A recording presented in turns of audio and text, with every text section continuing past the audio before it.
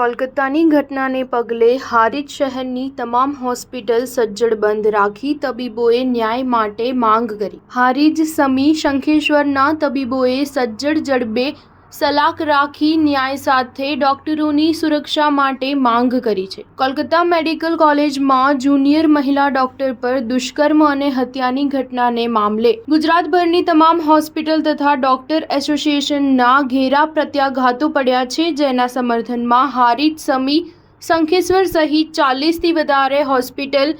જડબે સલાક બંધ રાખી પીડિતા ડોક્ટર મહિલાના પરિવારને ન્યાય સાથે દોષિતો સામે કડક કાર્યવાહી કરી સખત સજા આપવામાં આવે તેમજ ડોક્ટરોને સુરક્ષા આપવા માંગ કરી હતી। 4 ન્યૂઝ 7 હારીજ। સંજય ઠક્કર, હારીજ અને સમી વિસ્તારમાં મારું ક્લિનિક છે। અમારા વિસ્તારમાં જે કલકત્તાની અંદર મોટી દુર્ઘટના બની, અમારી જ કલીગ અને અમારી જ દીકરી અને અમારી જ બેન બરાબર દીકરી ઉપર બળાત્કાર કરવામાં આવ્યો અને એના લીધે આજે આખા ગુજરાતને આખા ઇન્ડિયાની અંદર જ્યારે મોટા પડઘા પડ્યા છે અને જે મોટું એક એલાન આપવામાં આવ્યું છે એના અંતર્ગત અમે પણ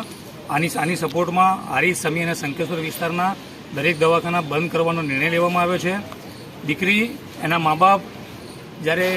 દીકરીને ભણાવતા હોય છે, MBBS કરાવતા હોય છે, ત્યારે એમના કેટલા મોટા અરમાન હોય છે અને આ જ દીકરી જ્યારે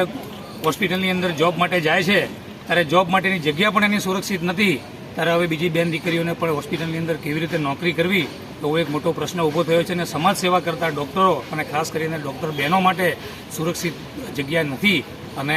આવા બનાવો બની રહ્યા છે, ત્યારે એના વિરોધમાં મેડિકલ એસોસિએશન, આયુષ એસોસિએશન અને દરેક મેડિકલ એસોસિએશન સહિત